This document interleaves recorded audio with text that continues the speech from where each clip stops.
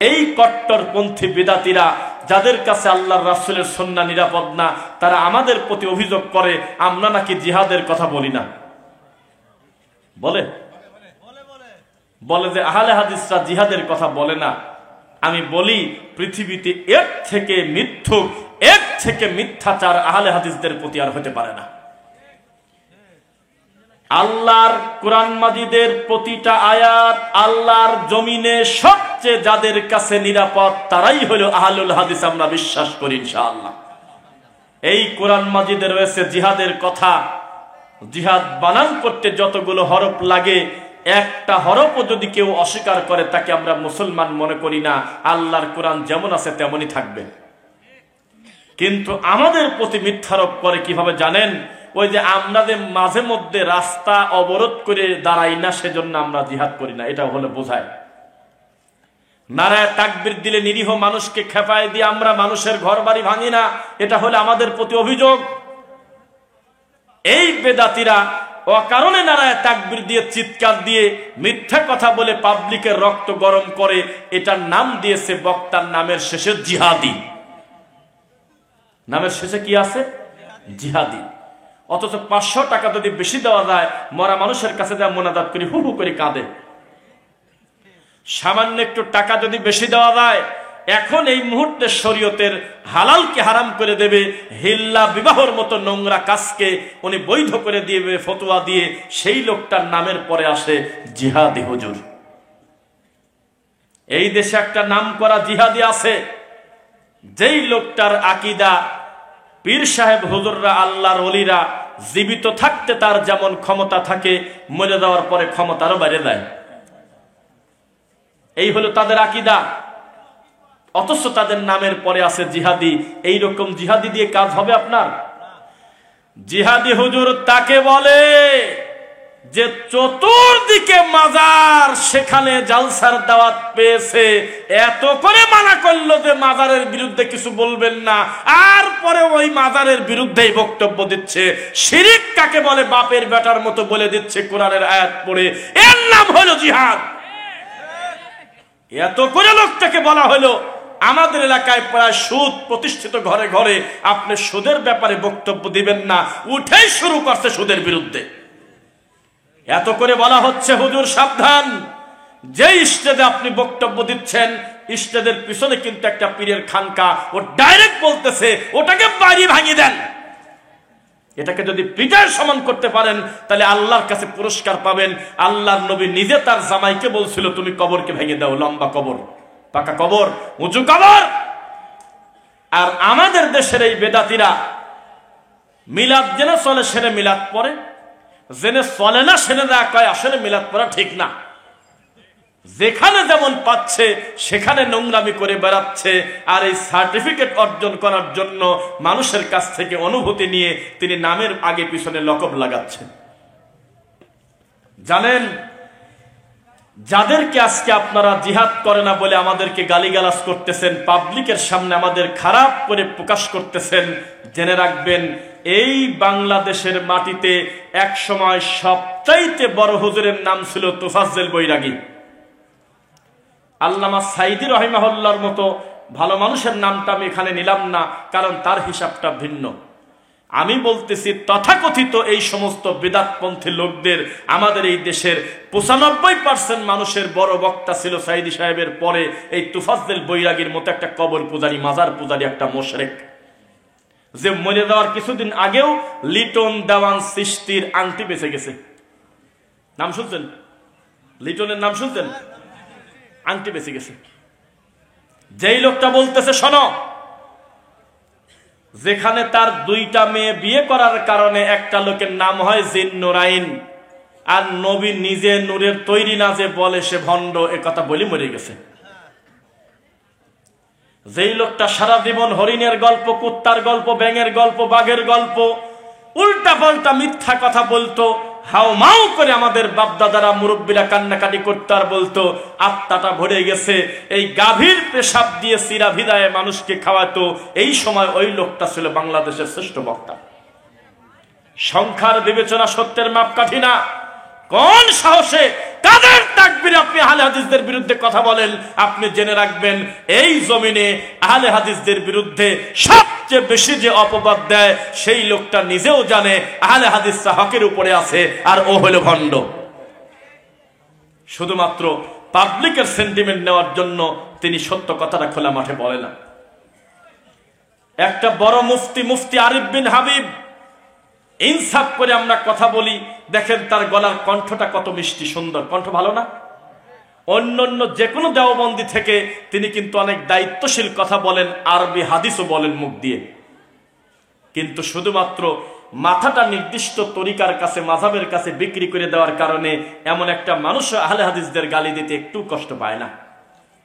তার মতো একটা দায়িত্বশীল লোক বলতেছে, তোমরা নিজেদেরকে আহলে হাদিস দাবি করো, তাহলে 11টা বিয়ে করো, নবী তো 11টা বিয়ে করছে। সাক্ষী দেন কেউ, শুনছেন কথা? আল্লাহর নবী দাঁড়িয়ে দাঁড়িয়ে পেশাব করেছে, বুখারীর হাদিস সহিহ। তোমরা যদি আহলে হাদিস হও, এই হাদিসের উপরে আমল করে দেখাও তো দেখি।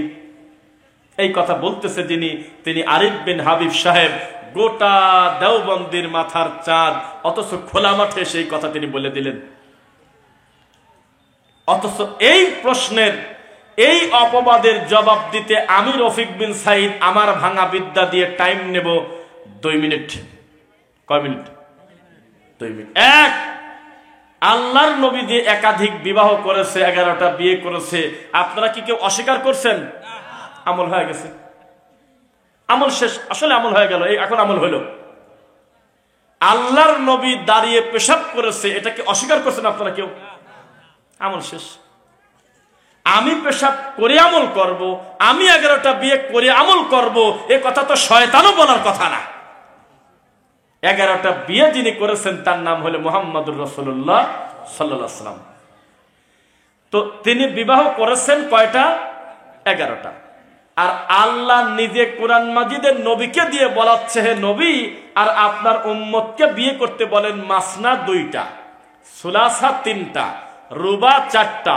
ইনসাফ করতে না পারলে আল্লাহর ভয়তে একটা নিয়েই থাকুক। সর্বোচ্চ কয়টা পাইছেন?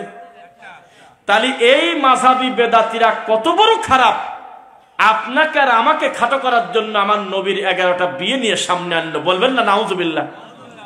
2, দ্বারা পেশাব করার দলিল কি নেবেন কিনা? এই বানেশ্বর থেকে ঢাকা যাচ্ছেন, মাঝপথে হোটেল বিরতি দেয় না? দেয় না? অথবা হোটেল বিরতি দেয়ই নাই, এমন একটা মসজিদের পাশে দাঁড় করাইছে আপনাকে, যে ভাই যদি কারোর হাজত থাকে সেরে নেন। তো সেখানে যা দেখতেছেন যে মসজিদটা প্রায় 2 বিঘার উপরে, খুব সুন্দর জাকজমক, কিন্তু পেশাবখানায় ঢুকে ভালো মানুষ বসে পেশাব করতে পারবে না, এত চাপা করে পেশাবখানাটা করছে, 2 পাশে পেশাব লাগিয়ে আছে। নিবেন কত? খালি বলেন, আমি দেখা দিচ্ছি। আমি একটা ভিডিও করছিলাম এই নাটোরে। আমাদের এই দেশে 1 কোটি টাকা দিয়ে আল্লাহর ঘর করেছে, আর পেশাবখানাটা করেছে এত চাপা, জুব্বা গায়ে দিয়ে ঢোলাঢিলি পোশাক পরে একটা নামাজি লোক বসে পেশাব করবে ভালোভাবে, পায়জামা পরে, এই সুযোগ রাখে নাই, হাত পা চেপে লেগে যাবে। অথচ পেশাবের সিটে এত ভয়ঙ্কর, কবরে তার তীব্র আযাব হবে, এ কথা জিবরাইল আমার নবীকে বলছে। আছে কিনা? এই রকম পরিস্থিতিতে পড়ে গেলে আপনি যদি দাঁড়িয়ে পেশাব করেন, আপনার যদি একটা গুনাহ হয়, যদি প্রমাণ করতে পারেন, তাহলে আমি কোনোদিন আবার এসে সবার সামনে কান ধরে ক্ষমা চাইয়া দেবার কি লাগে বলেন? এটা হলো জায়েজের ব্যাপার। পরিস্থিতি যদি এমন হয় যে আমি বসতে পারতেছি না, ময়লার ভাগার, ওখানে বসার মতো পরিস্থিতি নাই, তো দাঁড়িয়েই পেশাব করবেন, এটা জায়েজ। অথচ জাতি এখনো পর্যন্ত জানে না, আহলে হাদিসদেরকে ঠেকানোর জন্য আর কোনো কিছু খুঁজে না পেয়ে এই পাগল বেদাতির একটাই লাস্টে কমন প্রশ্ন দিয়ে শুরু করে, তোমরা যদি আহলে হাদিস হও, 11টা বিয়ে করছে নবী, এটাও তো হাদিস, এটা আমল করো তো দেখি। বলে কিনা? বলে। নবী তো দাঁড়ায়ও পেশাব করছে, এটা তোমরা আমল করো দেখি কিভাবে পড়ো। বলেন নাউযুবিল্লাহ। এই বেদাতি নিজেদেরকে দাবি করে সুন্নি, এ যেন বিড়াল দেখলে ভয় পায়, তার নাম হলো মুজাহিদ। সুন্নাহর সাথে যাদের কোনো সম্পর্ক নাই, ঘোড়ার সাথে ঘোড়ার ডিমের সম্পর্ক যেমন, আমাদের এই দেশে বেদাতিদের সাথে ইসলামের সম্পর্ক তেমন। কোনো সম্পর্ক নাই। মিনিটে মিনিটে আমার রাসূলের সুন্নাহ ব্যঙ্গ করাটাই হলো তাদের ইবাদত। কিন্তু মাঠে ময়দানে এসে নিজের নামের আগে লেখে আল্লামা, ঠিক তোমাকে তোমার বিচার হবে একদিন ইনশাআল্লাহ। নামের আগে মুফতি, নামের আগে আল্লামা, নামের শেষে আছে দাবা, কত ধরনের লকব তার শেষ নাই। এদের চারঘাট একটা জায়গার নাম বাঘা, দুঃখিত বাঘা। এই বাঘা শাহী মসজিদ পার হওয়ার পরে বাস স্ট্যান্ডের অপোজিট একটা মসজিদে আমরা ওযুখানার উল্টা দিকে দেখলাম যে বেশ কয়েকটা মাহফিলের পোস্টার আছে, আমাদের আহলে হাদিসের একটা পোস্টার আছে, বাকি 3-4টা পোস্টারের ছবি তুললাম। প্রত্যেকটা বক্তার নামের পরে কি পরিমাণ লকব দেওয়া শুনে ঘৃণা লাগে, এই বেদাতির তাও লজ্জা হয় না। দাবা, হ্যাঁ, কাদ্দাসা আলাহুলু, তারপরে লেখছে যে ওই কাদরি, তারপর নকশবন্দি, কত ধরনের লকব তার শেষ নাই। অথচ আহলে হাদিস মসজিদ দেখলে তাদের গা জ্বলে, কয় মসজিদ আবার আহলে হাদিস হবে কি কামে? বলে না মনে হয়? এই বেদাতির কোনো ইনসাফ নাই। এই জমিনে সুন্নাহ দেখলে তাদের কষ্ট হয়, সহ্য করতে পারে না, অথচ তারা আহলুল হাদিসদের গালিগালাজ করে। আমি গতকালকে একটা কথা বলেছিলাম, যেই গ্রামে আমরা ঢুকে পড়ি শিরক বিদআতের বিরুদ্ধে বক্তব্য দেই, ওই গ্রামের সবচেয়ে আগে খুশি হওয়ার কথা ছিল ওই গ্রামের ইমাম আর হুজুর আর আলেম মাওলানাদের। যে আমরা দুনিয়ার লোভে, টাকার লোভে হোক, এলাকার চাপে হোক, পীর সাহেবদের সিন্ডিকেটের কারণে হোক, আমরা সমাজে হক কথা বলতে পারি না। আজকে আল্লাহ আমার আর এক ভাইকে দিয়ে বলাচ্ছে, আলহামদুলিল্লাহ, এ কথা বলা উচিত ছিল কিনা?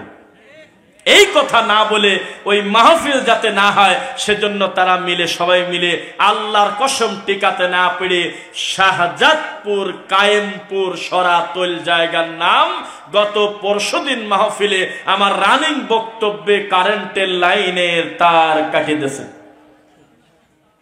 এখন এই বক্তব্য আছে 1 ঘন্টা 24 মিনিটের মনে হয়, আমি বলছি লাইভ চলুক, তার কাটি দেশে প্রথম 15 মিনিট 20 মিনিট কেউ বুঝতে পারে নাই আমি অন্ধকারেই বক্তব্য দিচ্ছি। শেষ পর্যন্ত ইউনিয়ন আপনার হলো বিএনপির ইউনিয়নের সেক্রেটারি, ও ইউনিয়নের তিনি আমাকে বললেন যে আমিও প্রথমে মনে করছিলাম কোনো কারণে পল্লী বিদ্যুতে হয়তো কারেন্ট নাই, পরে যোগাযোগ করে দেখি এই বেদাতিরা এই কাম করছে। কত হিংস্র বক্তব্য দিচ্ছে আমি আর ডক্টর ইমাম হোসেন, জায়গার নাম হলো পাবনা কাশীনাথপুর। রানিং বক্তব্যে মাইকের তার কেটে দেশে বেদাতি, যাতে আমাদের বক্তব্য তাদের মা বোনরা শুনতে না পারে। এই বেদাতি কত বড় হিংস্র আপনি জেনে রাখবেন। নতুন বিয়ে করা বউ যেমন তার ভাসুরকে দেখলে লজ্জা পায়, এই প্রত্যেকটা বেদাতি আমার রাসূলের সুন্নাহ দেখলে লজ্জা পায়, ভয় পায়। এদের শরম নাই। এরা রাসূলের সুন্নাহ নিয়ে ব্যঙ্গ করে, ঠাট্টা করে, মস্কারা করে। এই 2025 সালে এখনো পর্যন্ত বলতেছে যে দলিল লাগবে না, দলিল হলে আমি আনিসুর রহমান। দেখেছেন কেউ? দেখেন নাই। প্রশ্ন দিয়েছে, হুজুর আমি কি ইমামের পিছনে সূরা ফাতিহা পড়তে পারবো কিনা? আপনারা বলেন পারবেন কিনা? কথা বলেন, পারবেন কিনা? সূরা ফাতিহা ইমাম হোক, মুয়াজ্জিন হোক, মুসল্লি হোক, জানাজা হোক, ঈদের নামাজ হোক, ফরজ হোক, নফল হোক, ফজর হোক, জোহর হোক, আসর হোক, মাগরিব হোক, ইশা হোক, প্রত্যেকটা রাকাতে সূরা ফাতিহা পড়তেই হবে। কারণ এটা হলো সূরাতুস সালাহ, এটা হলো নামাজের সূরা। বুঝতেছেন না মনে হয়? তাহলে ইমামের পিছনে সূরা ফাতিহা পড়া লাগবে কিনা? তো হুজুর বলতেছে যে সূরা ফাতিহা পড়া লাগবে না। ভুল হলো না সঠিক হলো? তখন যেই লোকটা প্রশ্ন করেছে তিনি বললেন, হুজুর এই কথাটা একটু আছে কোন হাদিসে, যদি একটু দলিলটা দিতেন। তখন উনি বললেন, দলিল আমি আনিসুর রহমান। আল্লাহর কসম, ঠান্ডা মাথায় বলতেছে, জি বলতেছে দলিল হলে আমি আনিসুর রহমান। দলিল কি আনিস? দলিল কোনটা? আল্লাহর কথা, কোরআন হাদিসের ওহী। অথচ ডাইরেক্ট তিনি বলতেছে আল্লাহর জায়গায় নিজেকে বসায়, নাউজুবিল্লাহ, যে দলিল হলে আমি আনিসুর রহমান। এইটা হলো আমাদের দেশের হুজুর। ক্ষত বিক্ষত করে দিচ্ছে দিনটাকে। এক একটা সেলিব্রিটি হুজুর আহলে হাদিসদেরকে আহলে খবিশ বলে গালি দেয়, তাকে আনে হলো আপনার হুজুররা, আপনার গ্রামের লোক 80,000 টাকা দিয়ে। এই তো হুজুর, এই তো আল্লাহ, এই তো মাওলানা। মনে রাখেন, হ্যামিলিনের বাসিওয়ালা প্রথমে নিয়েছিল ইঁদুর। কি নিয়েছিল? তারপরে নিয়েছিল ওই এলাকার, ওই মহল্লার, ওই জেলার, ওই শহরের সমস্ত শিশু বাচ্চাকে। কাল্পনিক আমরা জানি, ঠিক তেমনি এই বেদাতি প্রথমে নিয়েছিল মিলাদ, প্রথমে নিয়েছিল শবে বরাত, প্রথমে নিয়েছিল কুলখানি। ইনশাল্লাহ আমাদের ঈমান বলে এই বেদাতির আচরণ দেখে আর তার কর্ম দেখে একদিন ঈমান নিয়ে চলে যাবেই যাবে, যাবেই যাবে। এই বেদাতের কোনো শরম নাই। বেদাত যখন সমাজে প্রতিষ্ঠিত করে দেয় তখন ওই মানুষদের প্রতি আল্লাহর গজবে আল্লাহর নবীর সুন্নাহ সেখান থেকে উঠে যায়। বিশ্বাস করেন আপনারা? উঠে যায়। এবার একটি কথা বলি, আহলে হাদিসদের প্রতি এক এক করে জবাব দেই। আহলুল হাদিসদের প্রতি 2 নাম্বার অপবাদ, আমরা আমাদের নবীকে মৃত নবী বলি, এই জন্য আমাদের প্রতি তাদের অপবাদ আছে কিনা। অথচ জেনে রাখেন আল্লাহ সুবহানাহু ওয়া তাআলা আপনার মৃত্যুর পরে আপনিও জীবিত হবেন, তবে সেই জীবিত থাকা কি দুনিয়ার জীবিতের মতো? আল আম্বিয়া আহইয়াউন ফি কুবুরিহিম ইউসাল্লুন, প্রত্যেক আম্বিয়া নবীরা কবরে জিন্দা এবং সালাত পড়ে, তবে কি ফজরের মতো আর মাগরিবের মতো এটা মনে হলো আপনার? আমাদের মতো একামত দিয়ে, আমাদের মতো গঠন, আমাদের মতো কর্ম, আমাদের মতো ইবাদত, এটা আপনার মনে হলো কিভাবে? ইবাদত চলে দুনিয়াতে আর এর হিসাব নিকাশ চলে মরার পরে। ওই কবরে নামাজ, রোজা, হজ, যাকাত আদায় করার জায়গা কেন তারা বোঝে না? আল্লাহর নবী মৃত্যুবরণ করেছেন, এ কথা কোরআন বলেছেন, ইন্নাকা মাইয়িতুন ওয়া ইন্নাহুম মাইয়িতুন, হে নবী আপনিও মারা যাবেন, তারাও মারা যাবে। আবু বকর রাদিয়াল্লাহু আনহু দেখলেন আল্লাহর নবীর মৃত্যুর পরে উমর রাদিয়াল্লাহু আনহু তিনি মেনে নিতে পারতেছে না, তিনি বসে না, তিনি দাঁড়ায় থাকেন।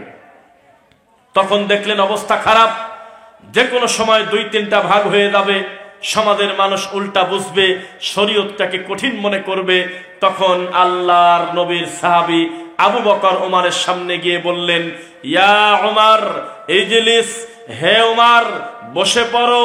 ফাআবা উমর, উমর অস্বীকার করলেন আমি বসবো না। হে উমর তুমি বসে পড়ো। উমর বললেন ফাআবা উমর, আমি বসবো না, অস্বীকার করে বসলেন। তিনি মানতে পারতেছেন না যে আমার নবী দুনিয়াতে নাই, পরিস্থিতি জটিল।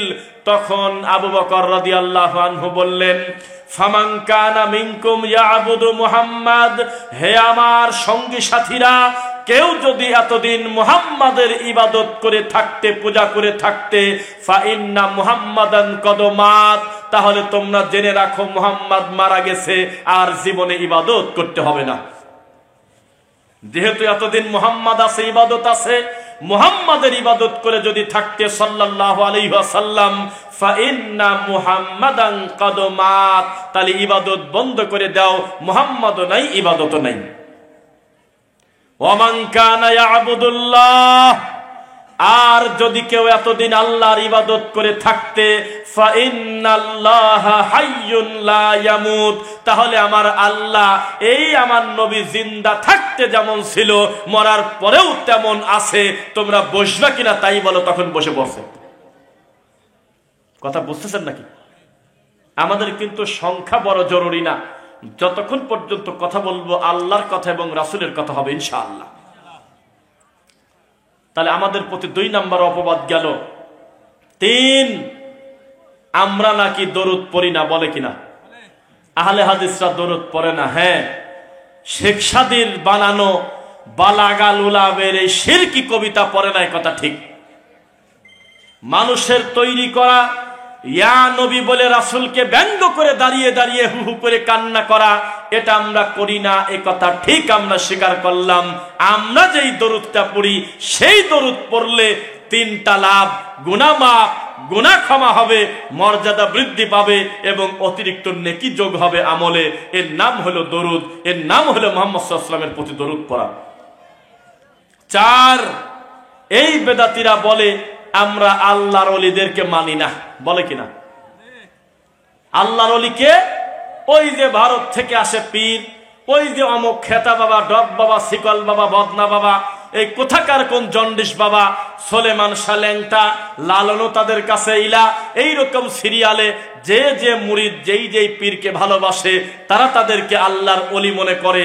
আমি একটা মাহফিলের পোস্টারে দেখেছিলাম বিবারিয়া বানসারামপুরে, দেখলাম আল্লাহর ওলি হযরত মাওলানা, এরকম একটা লকব দেওয়া। তো পোস্টারটা আমাকে দেখাচ্ছে আর বলতেছে আমাদের মাহফিল একটু ঘোষণা দিয়ে দিয়েন, কারণ মুরব্বী আমাকে চেনেও না, বোঝেও না, মোবাইলও হাতে নাই। এই জালসার পরে আর এক জালসার ঘোষণা এরকম আশপাশের মাহফিলের হয় না, তো ঘোষণা দিতে বলতেছে। তখন আমি দেখলাম আল্লাহর ওলি, নবীর বংশ, নবীর আওলাদ, তারপরে তার নাম দেওয়া আছে। তখন আমি সবার কাছে বললাম যে আচ্ছা উনি যে আল্লাহর ওলি, উনি ঠিক পাইল কিভাবে? জবাব আছে। আমি বললাম যে মুরিদকে জিজ্ঞাসা করলাম যে শোনেন, পীর সাহেবকে কাগজে লিখে দিবেন কি কি বিষয় করলে বোঝা যায় আপনি প্রথম কোন দিন ঠিক পাইছিলেন যে আপনি বর্তমানে আল্লাহর ওলি, এটা বোঝা যায় কিভাবে? জান্নাতের সুসংবাদ প্রাপ্ত হওয়ার পরেও কান্নাকাটি করে, হে আল্লাহ, যেই সার্টিফিকেট তুমি দিয়েছো, আমার কোনো আচরণ যদি খারাপ হয়, আমি যদি শিরক করি, আমল বাতিল করে, ওই সার্টিফিকেট ক্যান্সেল করার ক্ষমতাও তোমার আছে। সারাটা জীবন তারা কান্নাকাটি করেছেন। আর এই পীর সাহেবরা বুঝলো কিভাবে যে বর্তমানে তারা আল্লাহর ওলি, তার মানে খেলাফতি যে দেশে সে হলো শয়তান। ভালো মানুষ পীর হয়েছে ইতিহাস নাই। এরপরে আরেকটি ঘটনা সুন্দর করে বলি, খেয়াল করবেন। হযরত শাহজালাল রহমতুল্লাহ আলাইহির নাম শুনছেন কারা কারা? শুনছেন? এই শাহজালাল রহমতুল্লাহ আলাইহির ব্যাপারে আমাদের দেশে ছোটবেলায় ওয়াজ শুনছি, আমাদের বক্তারা হুজুররা ওয়াজ করত। ইনি এসেছিলেন আমাদের দেশে ইসলাম নিয়ে, দাওয়াত নিয়ে, যখন গৌর গোবিন্দর চাপে গরু জবাই করা পর্যন্ত আমাদের দেশে নিষেধ ছিল। শুনছেন মুরব্বীরা না? গৌর গোবিন্দর চাপে আল্লাহু আকবার বলে গরু জবাই করা যায় নাই, প্রকাশ্যে সালাত আদায় করা যায় নাই। এই গৌর গোবিন্দের বিরুদ্ধে তিনি সারাটা জীবন জিহাদ করে মরে গেছে। এই বক্তব্য দিল যেই হুজুররা, ওই হুজুররাই পরবর্তীতে বলতেছে যে শাহজালাল রহমতুল্লাহ আলাইহি, বাবা তুমি আমাদের একটা ছেলে দাও। উনি কবে বলেছে আমার খানকা দাও এখানে, মাজার দাও এখানে? এভাবে তারা মিথ্যা বলে, এক করে এক। এজন্য বলি বেদাতি পড়লটা কি আর মানুষের বলল কি? ওরা খুতবার ভিতরে বলে কুল্লু বেদাতিন দলালা, আর বলে যে নামাজের পরে বসবেন মিলাদ আছে।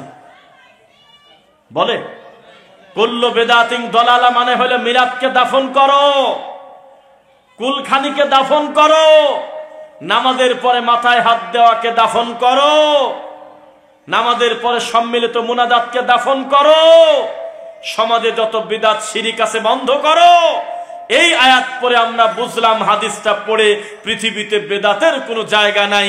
বেদাত মানেই গোমরা, আর গোমরা মানেই তার পরিণতি জাহান্নাম। আর এই হুজুর খুতবা শেষ করার আগে বলে কুল্লু বেদাতিন দালালা, এরপরে বলতেছে যে নামাজের পরে বসবেন মিলাদ আছে। তাহলে পড়লটা কি মুখ দিয়ে, আর খোলা মাঠে এসে বলেটা কি?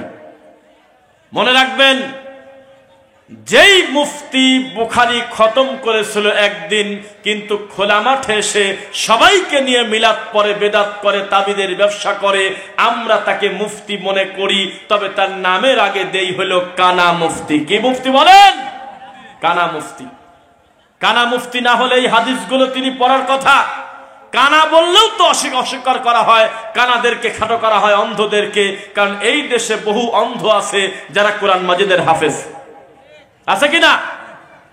কিন্তু এমন অন্ধ তারা যাদের ব্যাপারে সূরা তাহা 20 নম্বর সূরা আল্লাহ বলেছেন, আউযু বিল্লাহি মিনাশ শাইতানির রাজীম, ওয়া মান আ'রাদা আন যিকরি ফাইন্না লাহু মাঈশাতান দনকা ওয়া নাহশুরুহু ইয়াওমাল কিয়ামাতি আ'মা। বিচারের মাঠে একদলকে আল্লাহ অন্ধ করে তুলবে, যারা আল্লাহর আয়াতকে ভুলে গিয়েছে, আল্লাহর আয়াতকে অস্বীকার করেছে, আল্লাহর জিকির ভুলে গিয়েছে। তাদেরকে আল্লাহ কি করে উঠবে বলেন তো দেখি? অন্ধ। তারা বলবে ক্বালা ইয়া রব, হে আল্লাহ, লিমা হাশারতানি আ'মা ওয়া কদ কুনতু বাসীরা।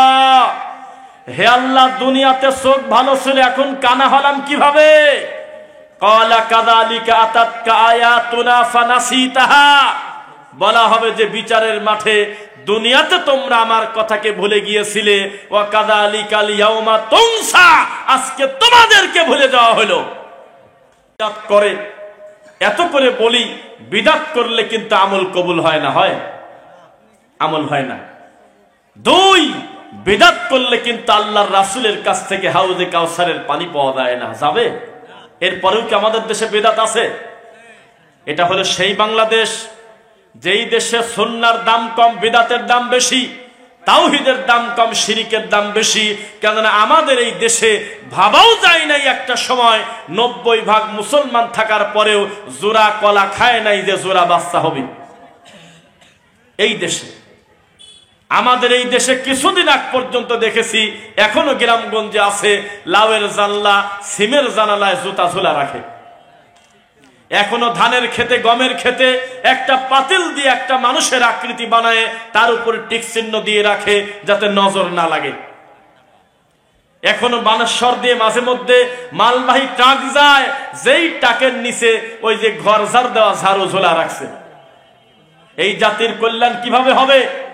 যেই জাতি তার দিনকে খণ্ড বিখণ্ড করে দিয়েছে, মিনাল্লাযীনা ফাররাকু দীনাহুম ওয়া কানু শিয়া কুল্লু হিজবিন বিমা লাদাইহিম ফারিহুন, আল্লাহর দিনকে তারা টুকরা টুকরা করে ভাঙে, তবে প্রত্যেকে তাদের দল নিয়ে তৃপ্তি লাভ করে।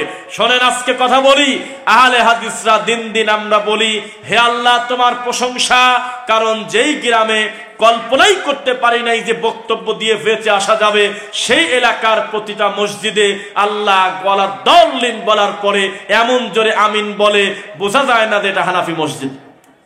হে আল্লাহ, যেই গ্রামে কিছুদিন আগে দেখেছি পীর ফকির বাদ দিলে কিছু থাকে না, সেই গ্রামে পর্যন্ত দিন বোঝা শত শত যুবক তৈরি হয়ে গেছে, আলহামদুলিল্লাহ। হে আল্লাহ, যেই সমস্ত মানুষ মাদারের খাদেম ছিল, পীর ফকিরকে সিজদা দিয়েছে, এই মানুষগুলো দিনে দিনে কোরআন হাদিস মেনে নিচ্ছে, আহলুল হাদিসদের সংখ্যা বাড়তেছে না কমতেছে? বলেন। একদিকে আমরা খুশি তৃপ্তি লাভ করি, অন্যদিকে আক্রোশী বলতেছে গত বছর এসেছিল 300 গরু, এবছর আসছে 350 গরু। প্রত্যেকে তার দল নিয়ে তৃপ্তি লাভ করে, কুল্লু হিজবিন বিমা লাদাইহিম ফারিহুন। ওইদিকে মুনাই বাবা বলে, গত বছর আমাদের এখানে মানুষকে জায়গা দিতে পারি নাই, এবছর আমরা প্রায় 200 বিঘা জায়গা বাড়িয়ে দিলাম, তবুও জায়গা হলো না, তাহলে আমরা হকের উপরে আছি। তবলিগের লোক বলতেছে, দেখো আমাদের আখেরি মোনাজাতে আগে টঙ্গিতেই জায়গা হয় নাই, এখন স্টেশন রোড দিয়ে, সেরাগালি দিয়ে, আশুলিয়ার কামারপাড়া দিয়ে, আব্দুল্লাহপুর টঙ্গী ব্রিজ থেকে শুরু করে পুরা জায়গাটা জ্যামে পূর্ণ হয়ে গেছে। যেদিক তাকাই শুধু মানুষ আর মানুষ, ইমাম কোন জায়গা, মুসল্লি কোন জায়গা বোঝা যায় না। যে যেভাবে পাচ্ছে নামাজ পড়তেছে, ইমামের সামনেও সেজদা দিচ্ছে। ইমাম যদি দাঁড়ায় হইল টঙ্গী তোরাগের পাশে, আর আব্দুল্লাহপুরের ব্রিজের ওই পাশে যদি কেউ নামাজ পড়ে, ওর জায়গা কি ইমামের পিছনে না সামনে? তার মানে তারাও বলতেছে দিন দিন আমরা এগিয়ে যাচ্ছি। এটা হলো তাদের চিন্তা, তাদের ধারা। তাহলে মনে রাখবেন আরেকটা কথা, দেওয়ানবাগের নাম শুনছেন? আমরা মনে করছিলাম যে ফাতেমাকে বলল আমার বউ, যেই লোক বলল আমি আর আল্লাহ দুইজন আলাদা, কেউ না, উপরে ওই একই জিনিস। যেই লোক বলল মুহাম্মদ সাল্লাল্লাহু আলাইহি ওয়াসাল্লাম ময়লার ভিতরে পড়ে গেছিল, আমি হাত ধরে টানে তুলছি, এত বড় কুলাঙ্গার মরে গেলে মনে হয় তার দলও চলে যাবে, মনে করছিলেন না? এত বড় বেঈমান মরে গেল, এখনো পর্যন্ত তার ছেলে জন্মদিনের কেক কাটতেছে, তার বাপের তাহেরির মতো ল্যাংটা সেখানে যায়। দেখছেন আপনারা দৃশ্যটা? হ্যাঁ দেখছেন না? কে দেখছেন? যাক, বিপদে যাতে আমি একা না পড়ি। তার মানে বোঝা গেল কেউ বসে নাই। আমাদের পাবনাতে একটা কথা মাঝে মধ্যে বলে যে পাগল বসে নাই, কেউ বসে নাই। প্রত্যেকে যার যার দল তরিকা নিয়ে খুশি আছে তারা। কেউ বলে না যে দেওয়ানবাগী এত ক্ষতি করে দিয়ে গেল, আমরা তার মরার পরে দেওয়ানবাগীকে তালাক দিলাম। কেউ বলে না, আরো দিন দিন মুরিদ তার কাছে যাচ্ছে। মনে রাখবেন, সংখ্যার বিবেচনা সত্যের মাপকাঠি না। আপনার ওই বড় হুজুরকে আমরা বলে দিয়েছি কয়দিন আগে, যেই বড় হুজুরের ডাকে লাখ লাখ লোক জড়ো হয়ে যায় মাহফিলে 2 দিন আগে, ওই বড় হুজুরের ইমানের গতি এখনো ওই পর্যায়ে আসে নাই যে সমাজে ইমান বিধ্বংসী 10টা শিরকের নাম মুখ দিয়ে বলবে, এই ক্ষমতা তার নাই। হলে পরবর্তী মাহফিলে লোক অর্ধেক হয়ে যাবে। যেই বক্তার নামের উপরে যে পরিমাণ মানুষ আসে তা আমরা জানি না, তবে মাইক্রোফোন তার সামনে যতগুলো থাকে অতগুলো মানুষ আমার সামনে নাই। এত বড় হুজুরের ক্ষমতা নাই, বুকের পাটা নাই, মিলাদ পড়া হলো বেদাত এই কথা মুখ দিয়ে বলে, কারণ জানে যে এই সত্যি কথা স্বীকার করলে পরবর্তী ওই নোয়াখালীর মাহফিলে লোক অর্ধেক চলে যাবে। নাস্তিক তার ভাই, হিন্দু তার ভাই, এ কোন ধরনের যন্ত্রণায় পড়লাম? অথচ মুমিন, ইন্নামাল মুমিনুনা ইখওয়া, মুমিন হলো মুমিনের ভাই, মুসলিম হলো মুসলিমের ভাই। নাকি ভুল বলছি? নাস্তিক আমার ভাই কি করে হয়? ইহুদি আমার ভাই কি করে হয়? লা তাত্তাখিযুল ইয়াহুদা ওয়ান নাসারা আউলিয়া, কোন ইহুদি খ্রিস্টান আমার বন্ধু না। বাদহুম আউলিয়া ও বাদ, তারা হলো নিজেরা নিজেরা বন্ধু, তারা হলো আমার শত্রু, ইসলামের শত্রু, দ্বীনের শত্রু। এত বড় বড় হুজুর, কত আশা করে রয়েছে আমরা যে হুজুরকে একটু বলে দিয়ে আমাদের বক্তব্য যদি কোনো একদিন শোনে। লাখ লাখ লোকের আমানত আল্লাহ তাকে দিয়েছে। তিনি ইউটিউবে একটা ভিডিও দিছিল না, কিছুই করে নাই, খালি একটা চ্যালেঞ্জ খুলছিল, চ্যানেল 1 লাখ লোক সাবস্ক্রাইব করছিল। ইতিহাস, যেই লোকটা বক্তব্য দিয়ে ইউটিউবে ফেসবুকে ছাড়লে মুহূর্তের ভিতরে মিলিয়ন মিলিয়ন মানুষের কাছে পৌঁছে যায়, আজও পর্যন্ত তার এই সাহস হল না তাবিজ কবজ গলায় নিলে শিরিক হয় এটা খোলা মাঠে বলা। অথচ মাওলানা সাইদি রাহিমাহুল্লাহ বলে গেছে বহুদিন আগে। এই তো হুজুর, হুজুর মাহফিলে এসে গান কয়, আমার লজ্জা করে। কেউ কাগজে লিখে দেয় নাই যে হুজুর একটা গান বলবেন, উনি হিন্দি গান নকল করে বাংলা গান কয়, প্রায় প্রত্যেকটা মাহফিলে একটা করে। তাহলে আপনি বোঝেন এই জাতির কাছে আসল সোনার চাইতে সিটি গোল্ডের দাম বেশি। কোরবানির মাংস কত ভাগ করতে হবে বলেন? ডাইরেক্ট ওইভাবে বলা নাই যে কত ভাগ। কুলু আতইমুল কানিআ ওয়াল মু'তার, কুলু আতইমুল বাঈসাল ফাকির, নিজে খাও, ফকির মিসকিনকে দাও, প্রতিবেশীকে দাও। 3 ভাগ করলে কোনো পাপ হবে না, তবে আপনার গতিতে মাপবেন। বাড়ির নিজের পরিবারের লোক সংখ্যা প্রায় 22 জন, গোস্তই হয়েছে 15 কেজি, তখন আপনি বেশি রেখে অল্প দিবেন। আর লোক হলে মাত্র 3 জন, তখন আপনি অল্প রেখে বেশিটা দিবেন। বোঝা যাচ্ছে কিনা? কিন্তু যারা ফরজ ওয়াজিব বলতেছে 3 ভাগ করা, তারা কোনো দলিলের ভিত্তিতে বলে নাই, ধারণার ভিত্তিতে বলেছে। কথা বোঝা যাচ্ছে কিনা? আচ্ছা, আর একটা ব্যাপার, বেশি দিয়ে দিবেন এটাই বলা ভালো। কেন জানেন? যেই লোকটা কুরবানির মতো এত বড় একটা দামি জিনিস কিনে কুরবানি দিতে পারে, ও বাকি সময় 2 কেজি গোশত কিনেও খেতে পারে। তাহলে আপনার পরিমাণটা কমায় দিয়ে আপনি বেশি পরিমাণটা দিয়ে দেন, সেটা ভালো, তবে দিতে আপনি বাধ্য না, পুরাটা দিতে বাধ্য না। আপনি বেশি রেখেও কম দিতে পারবেন, কম রেখেও বেশি দিতে পারবেন। আলেম ওলামার দায়িত্বশীল যারা, তারা বলেছে ওই লোকটার নিজের পরিবারে আত্মীয় স্বজন যদি খুব বেশি থাকে, তখন নিজেরা মিল করে খাবে, দেবে অল্প। আর যদি লোক কম থাকে, অল্প রেখে বেশি রেখে, অল্প রেখে বেশি দিয়ে দেবে। বোঝা যাচ্ছে? আচ্ছা, রমজানের ফিতরা এটা নিয়ে তো খুব চলতেছে। ইন্ডিয়ায় আমাদের কিছু সালাফি আলেম দ্বিমত করেছে, বলছে না, নবীর সময় ছিল দিরহাম দিনার, তো টাকা দিয়ে দিলে অসুবিধা নাই, এটা একটা মত তারা দিয়েছে। তবে অধিকাংশ জমহুর বললে বা অধিকাংশের মতামত বললে ভুল হবে না, দায়িত্বশীল অধিকাংশ আলেম, সেটা বাংলাদেশের বলেন, পাকিস্তান বলেন, সৌদি আরবের ফতোয়া বোর্ড বলেন, সেখানে খাদ্যদ্রব্যের তাআম, যেহেতু ডাইরেক্ট খাদ্যদ্রব্য শব্দটা উল্লেখ করা, খাদ্যদ্রব্য দিয়েই ফিতরা দেওয়াটা উচিত, এটাই বেশি সুন্নাহর কাছাকাছি। মনে থাকবে। 3, যখন বিকল্প খুঁজে পাওয়া যাচ্ছে না, তখন ভিন্ন কথা, যে নাই হয় আমি কি করব। কিন্তু যখন ব্যবস্থা আছে খাদ্যদ্রব্যের, একটা কথা বলি, দাঁড়ান, ডক্টর মানজুর ইলাহির নাম শুনেছেন, হাফিজাহুল্লাহ? তিনি বলছেন, আমি ওইভাবে ভালো করে শুনি নাই, তবে তার নামে একটা লেখনী আছে সুন্দর, ফেসবুকে মাঝে মধ্যে আসে। কাউকে যদি ফিতরার চাউল দিতে চান, সে যদি বলে আমি চাল দিয়ে কি করবো, যদি না নিতে চায়, তাহলে বুঝবেন যে তার দরকারই নেই, আপনি নিয়ে চলে আসেন, তার সে হকদার না, তার দেওয়ার দরকার নেই। পন্ডিতি করে কয় কি, আমি কি ঈদের দিন চাল খাবো? কে তোমার ঈদের পরে চাল কিনা লাগে না কোনোদিন? আর 30 মণ চাল হয়ে যাক, অসুবিধা কি আছে? এ তো অসল কিছু না, এটা তোমার হক। তোমার হকটা তুমি খাবে না কি করবে সেটা তোমার ব্যাপার। তবে আল্লাহ অনুমতি দিয়েছে, নবী সাল্লাল্লাহু আলাইহি ওয়াসাল্লাম বলেছে, তাআম খাদ্য উল্লেখ করে দিয়েছে কয়টা জিনিস, খাদ্যদ্রব্য দিয়ে দাও, কিশমিশ, জব, পনির, গম, তারপরে আটা, চাউল, যে যে মানের খায় সেই মানের কয় কেজি দেবে? হ্যাঁ, আরে কি কয় 1.5 কেজি কয় কিনা, প্রায় 3 কেজির মতো দিয়ে দেন, অসুবিধার কি আছে? বছরে একটা বাড়ি দেওয়া, 2.5 কেজির উপরে দিয়ে দিবেন, ইনশাল্লাহ হক আদায় হবে। শবে বরাত, শবে মিরাজের রোজা কোন আমল করা যাবে কি? আপনারা বলেন কি? শবে মিরাজ হলো আকীদাগত আমল, কথা বোঝেন না? শবে বরাত কিসের আমল? কেউ যদি বলে নবী মিরাজে গেছে উপরে, এটা আমি মানি না, সে কি মুসলমান না কাফের? আর কেউ যদি বলে আমার নবীকে আল্লাহ তার কাছে ডেকে নিয়েছিলেন, কিভাবে নেছে তা আমি জানি না, তবে নেছে আমি মানি, সূরা বানী ইসরাইল 17 নম্বর সূরা, আমল শেষ। আচ্ছা, শবে বরাতের ব্যাপারে আমলযোগ্য কোনো হাদিস এই পৃথিবীতে নেই।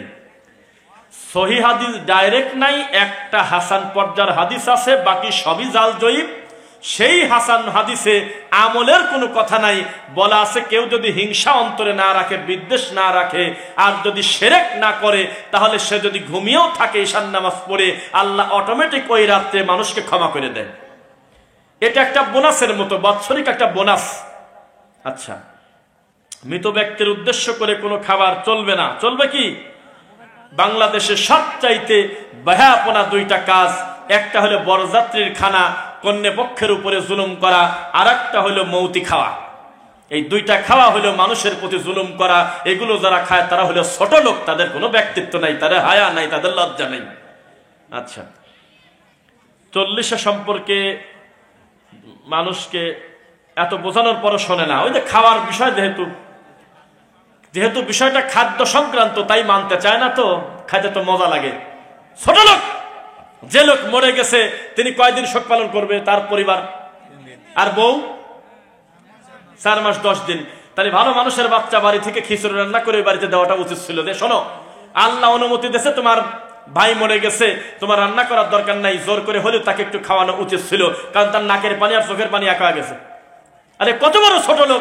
ওই লোক এমন বিপদে পড়লো, তার ভাই মরে দেয়, এখন গোয়ালের গরু ভাই করে নিয়েছে, সবাই করে খাওয়ার লাগতেছে। ছোট লোক এগুলি, যারা তারা ছোট লোক। ওই যে বললাম যে এখন ইদানিং বেদাতিরাও সত্য স্বীকার করে।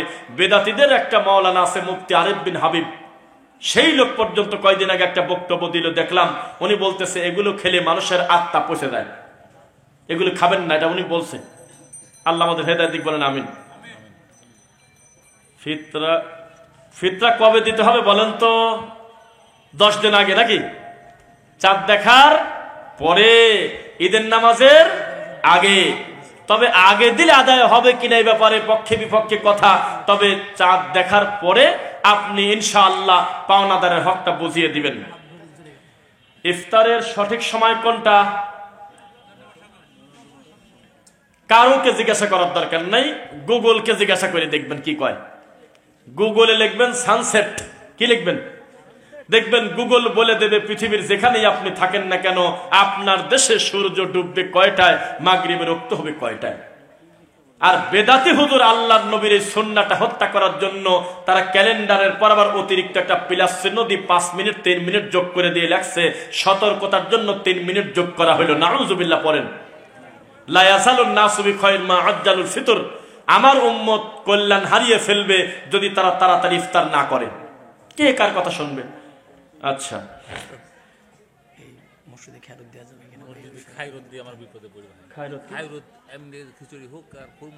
আচ্ছা বলতেছি, ঠিক আছে। আচ্ছা শোনেন, সালাতুত তাসবিহ, সালাত সম্পর্কে সালাফি বিদ্বানরা অনুৎসাহিত করে, উৎসাহ দেয় না যে নামাজে দাঁড়িয়ে কর গুনে গুনে এত কিছু পড়া লাগবে। তারা নফল সালাতের ব্যাপারে বলে যে নফল সালাত পড়েন। সালাতুর রাসূল বইটা আছে কার বাড়িতে? ও, আছে তো সবার বাড়িতেই। দেখবেন যে ওখানে আপনার এই সালাতুত তাসবিহ একটা অধ্যায় আছে, এত সুন্দর করে লেখা আছে, পড়বেন ইনশাআল্লাহ। জমি কট রাখা, 2-1 শব্দ দেখতেছি, বাকি পড়বো না, বুঝতেছি। জমি কট রাখা হলো এই রাজশাহী চাপাইল লোক মাঝে মধ্যে কি করে, এখনো আমের ভালো করে মুকুলি আসে নাই, পাতায় 3 বেচা দিয়ে দিয়েছে। এটা হারাম। পুকুরের পানি বিক্রি করা হারাম। পানি বিক্রি করবেন কিভাবে? ভিতরে কত মাছ আছে আন্দাজে আমি ভাইকে বলে দিলাম যে 12 মণ আছে, 3 মণ নাই, কি হবে? বিপদ না? আবার 12 মণ মনে করে দিলাম 200 মণ আছে। এই মাছ যখন দেখবে ভাই তো স্টক করবে। আল্লাহ কারোর প্রতি জুলুম করে? আগে পণ্য কোন জায়গা নিয়ে আসে আমি দেখে দেখে দাম বলবো। এই মুকুল দেখতেছি লাখ লাখ কোটি কোটি মুকুল আছে, কত ঝড় বৃষ্টির পরে কয়টা টিকবে তা কিন্তু বলা যাচ্ছে না। তাহলে আপনি কিসের ভিত্তিতে লাখ লাখ কোটি কোটি টাকা বিক্রি করে দিলেন? জায়েজ করতে চাইলে আপনি বহু কিছুই করতে পারবেন। ফতোয়া যদি পরিবর্তন করতে চান তাহলে 5ই আগস্টের আগের ফতোয়া আর 5ই আগস্টের পরের ফতোয়া অনেক কিছুই কম বেশ হয়। বহু লোকের খোসা বদলাইছে, আমরা দেখছি তো। এই তাদের সাথে যোগসূত্র হয়ে পদ নিয়ে বসেছিল টুপিওয়ালা লোক, যেই চলে গেছে ওর বিরুদ্ধে মিছিল করতেছে। আসলে কোন মাল বোঝা যাচ্ছে না। এই জন্য আপনি অস্পষ্টে যাবেন না, পণ্য বিক্রি করবেন যে ভাই তুমি দেখো আমার ফলটা 2 চোখ দিয়ে টাকা দেখো, এই হলো অবস্থা, দাম ধরে তুমি নেও। আর 2, এইরকম লোক আছেই সমাজ, আমি জানি না, এখন মনে হয় কমে গেছে। ওই নিজের হক হালালের বাপের জমি ভালো সব ঠিক, এই জমিটা মানুষের কাছে করে কি ওই যে হয় কি বলে ওটা, কর থয়, বন্ধক থয়, বন্ধক তো না, বন্ধক কি মনে হয়, টেন্ডার রেখে কর রেখে এই লোকটা হদে চলে গেছে ওই টাকা নিয়ে। আস্তাগফিরুল্লাহ। মানে উনি যেদিন টাকা ফেরত দেবে সেদিন ওই লোকটা জমি ফেরত দেবে। সুদ না, কোন তো জ্বালা। সুদ এখন একটু নরম পর্দায় চলে আসছে নাকি? নাউজুবিল্লাহ মিন যালিক। কি হবে? টাকাই থাকবে, আমি সম্পদ খেয়ে যাবো, এটা হলো হারাম সুদ। আর যদি হয় যে না, আমি 30,000 টাকার বিনিময়ে 1 বিঘা জমি, আমি কি মধু চাষ করবো না নারকেল করবো আমার ব্যাপার, পুরা জমি আমার 1 বছর পরে আমি জমি ফেরত দেব, টাকা নেব না, তাহলে সেটা জায়েজ। মনে থাকবে, এরকম খুব কম হয় আমাদের দেশে। ওই জমি কটে দিয়ে দেশে, কয় না ওই কিনা খেয়াল করে লোক নাই, আমার ছেলে পেলে নাই তো, বেশিরভাগ ঢাকা থাকি, 10 বিঘা জমি মানুষের কাছ থেকে টাকা নিয়ে কটে থেকে গেছে, মরলেই বিপদ আছে, কবিরা গোরা করতেছে লোকটা প্রতিদিন রানিং। নাউজুবিল্লাহ পড়েন। তারপরে সম্মিলিত কেউ যদি লেখে, সাক্ষী থাকে, প্রণোদনা দেয়, উভয়ই পাপী। কথা বুঝছেন? এগুলি এড়িয়ে চলবেন, বলবেন যে না আমি কোনো গুনার কাজ। আরেকটা কথা বলি, সবাই তাকান। এইরকম ক্যামেরাম্যান কেউ পাইছেন আমি জানি না, সবাই আমাদের তাকান, এই ভিডিওটা খুব খেয়াল করে নেন। আমার এক বন্ধু, তার নাম সেলিম কাজী, স্টুডিও আছে। তার কাছে যদি ছবি তুলতে আসে কেউ, কোনো মহিলা, তখন বলে যে আপনি কি কারণে ছবি তুলবেন। যদি বলে যে কিস্তি তুলবো, তাহলে উনি ছবি তুলে দেয় না। কথা বোঝেন নাই? যদি বলে যে আমি কিস্তির টাকা তুলবো, তো ভাই সুন্দর করে বলে, কারণ এটা তো পাপ মনে করে না। গাড়ি কিনবো বা এটা কাজ করবো, তো ভাই তো ওখানে পুরুষ মানুষের ছবি দিলে কাম হয় না, মেয়ে লোকের ছবি লাগে। তো টাকা পাস করব, তো স্যার বলছে ছবি নিয়ে আসো। তখন উনি বলে আপনি অন্য কোথাও কি করবেন আমি জানি না, তবে আমার দোকানে আমি ছবিই তুলবো না। পরিস্থিতি কত কঠিন দেখেন।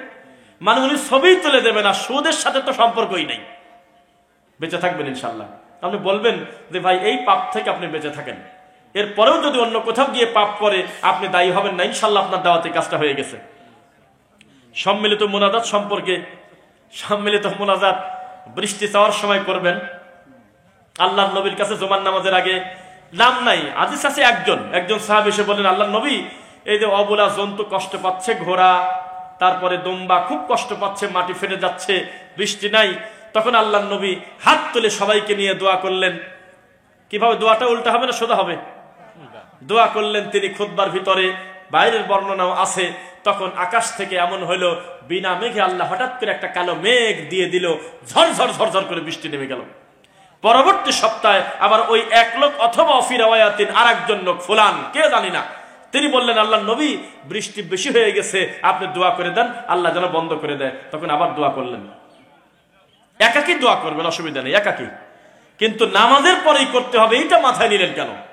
আমি সবাই নিয়ে করবো না, সালাম ফেরার সাথে সাথে একাকাই করে। একাকাই আপনি করতে বলছেন কিনা? ওই সময় আপনার গতিতে করবেন, শেষ রাত্রে করবেন, কবরের পাশে গিয়ে একা করবেন। কত কাজ আছে আল্লাহর সাথে, আল্লাহর কাছে চাওয়া যায় না, কিন্তু নামাজের সাথে এটা যুক্ত করে নিলেন কেন?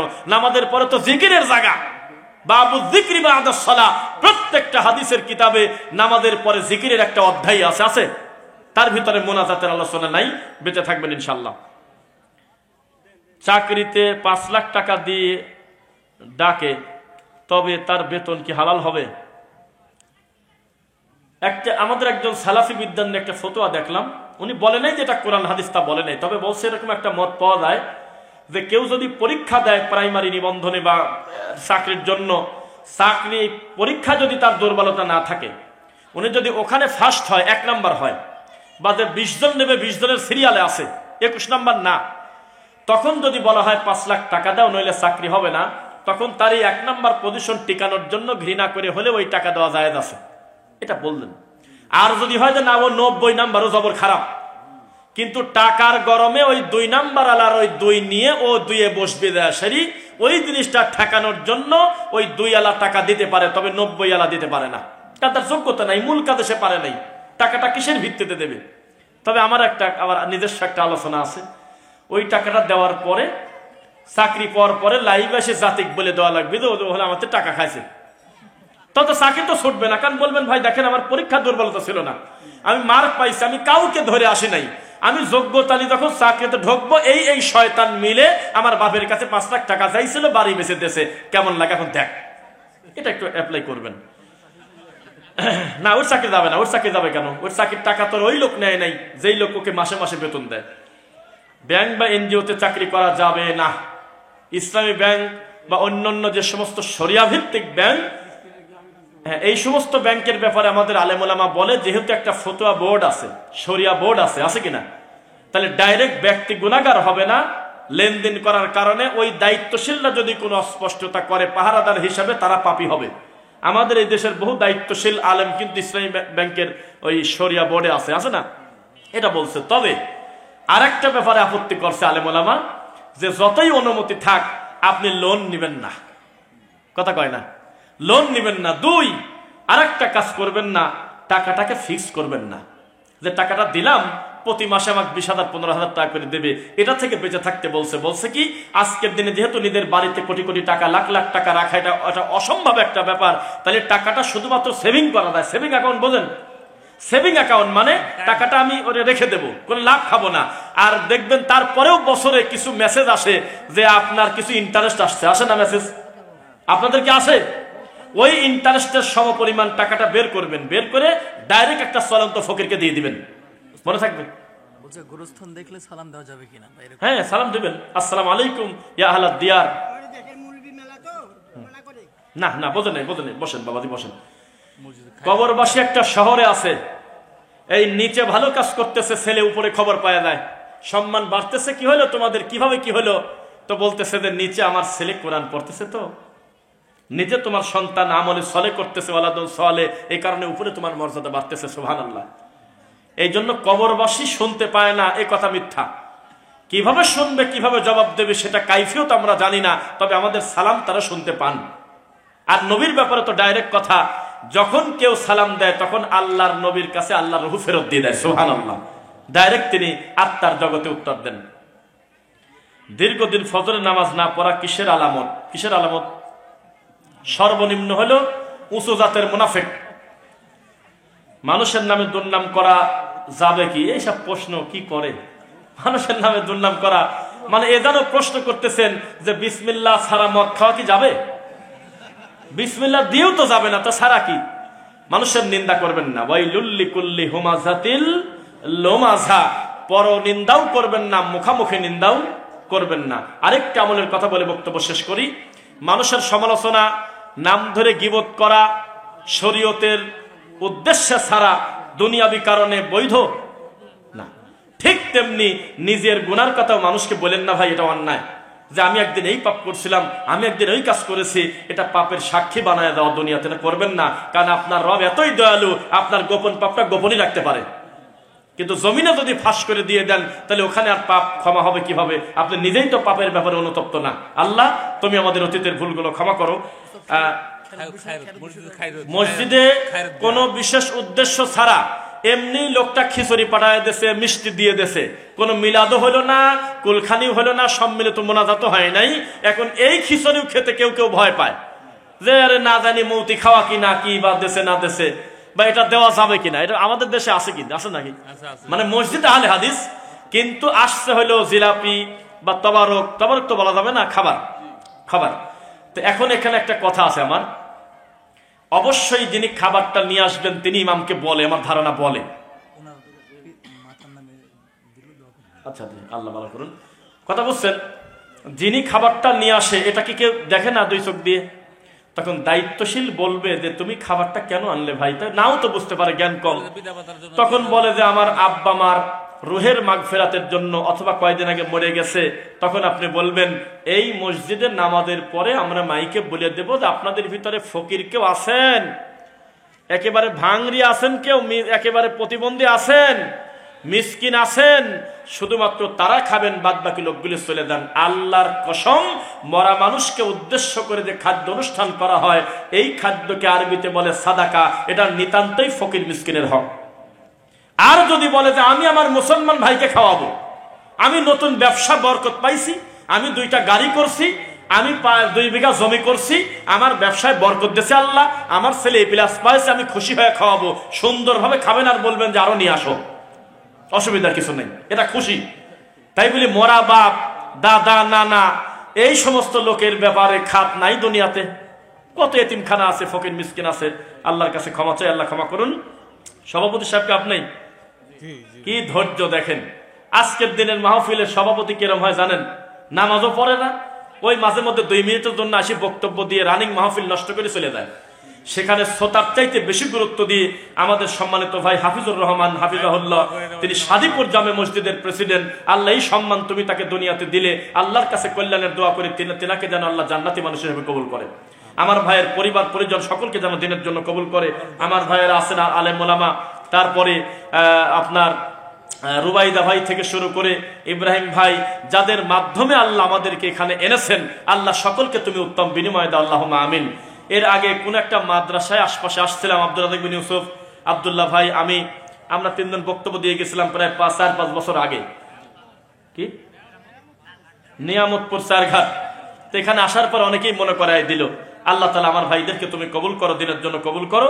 আমি এখন সভাপতি সাহেবের অনুমতি চাইবো, উনি অনুমতি দিলে তখন আমি দোয়া পড়ব, অথবা তিনি একটা সালাম দিয়ে তার ঘোষণা দিবেন বা অনুভূতি বলবেন, এরপরে